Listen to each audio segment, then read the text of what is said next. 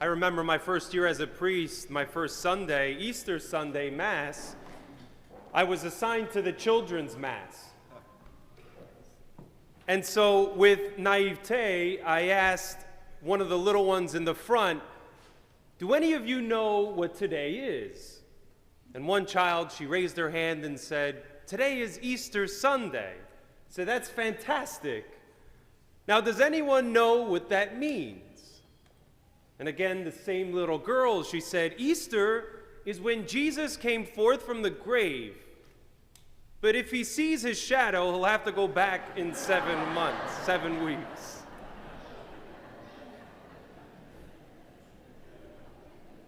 I'd have a problem if that was an adult.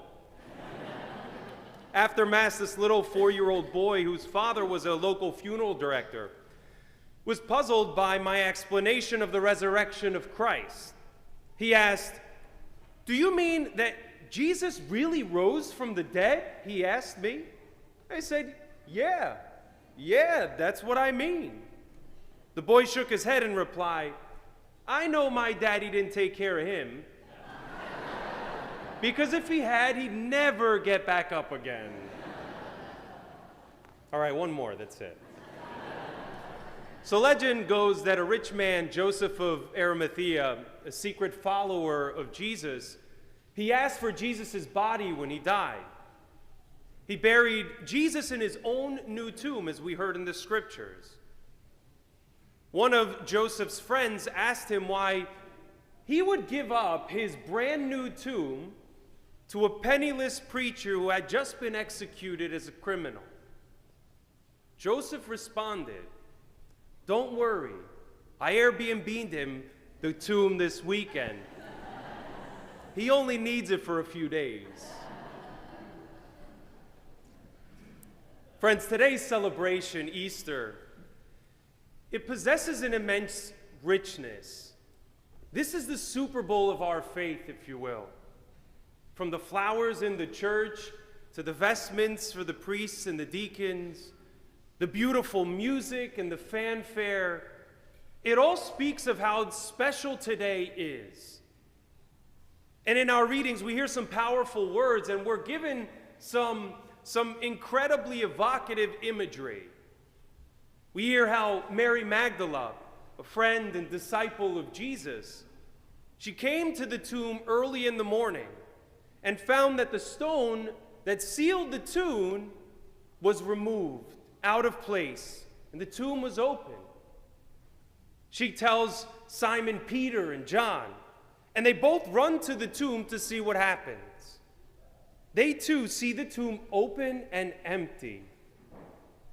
But there's a small detail in our gospel that we could easily overlook. Both men, when they arrived at the tomb, we hear, then the other disciple, John, also went in, the one who had arrived at the tomb first. And he saw and believed. He saw and believed. Do we? When we see or not, do we believe? Friends, the resurrection isn't just another thing that we believe as Christians. It's the very thing that holds our faith together. If we don't believe in the resurrection, then we're wasting our time being here on Sunday, and every Sunday and every time we worship God. Friends, the resurrection is the very center of our faith.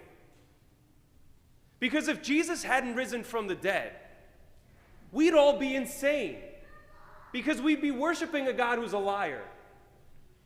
We'd be worshiping a God who didn't fulfill his promises. The resurrection not only shows us that God is faithful to his promises, the resurrection also bears with it the Easter good news, which declares that God draws all the lost, the confused, the hurting, the broken lives from the dark towards the dawn. The story finally tells us that the risen Lord finds us where we are at.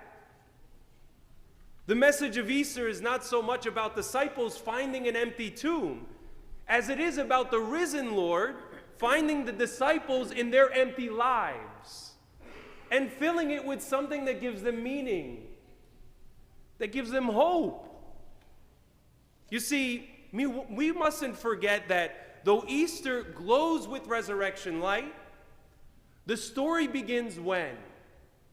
It begins in the night, in the dark, when things are cloudy and confusing, obscure, uncertain, mysterious. And isn't that how often God chooses to work in our lives? We heard in our gospel very early on the first day of the week, while it was still dark, Mary Magdalene went to the tomb. You see, Mary and the disciples had so many reasons to give up. They put literally all their stock and energy, their lives in this man. And the last thing they saw was him hanging on a cross, humiliated, naked, abandoned, condemned, and put to death. But don't we also feel that way often in our lives? When our reputation is taken away from us and we can't get it back. When our health is taken away from us, we have little hope of getting it back. Whether we want to give up on the world, or we want to give up on others, or we want to give up on ourselves, Easter reminds us that with God there is always new life. Darkness and death are not the end. My friends, Easter is waking up in the darkness of our lives and discovering that God has found us.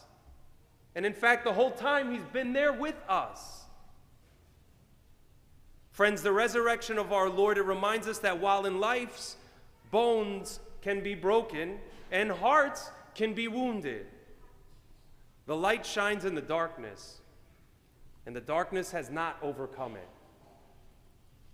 The risen Lord, the living Christ, He takes us by our hand and He draws us from darkness into the light of the resurrection with new life.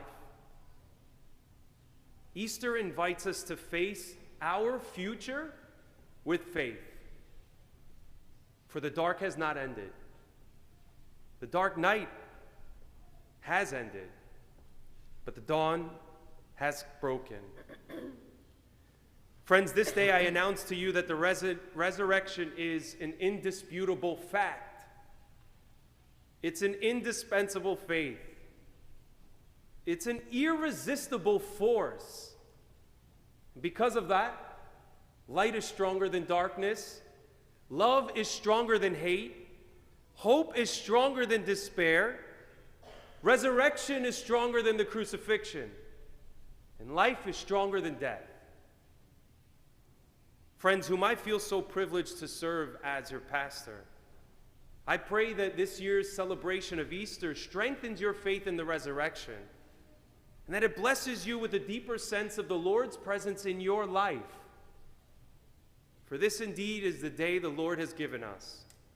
Let us rejoice and be glad, because death does not win. Life is eternal. God bless you, and happy Easter.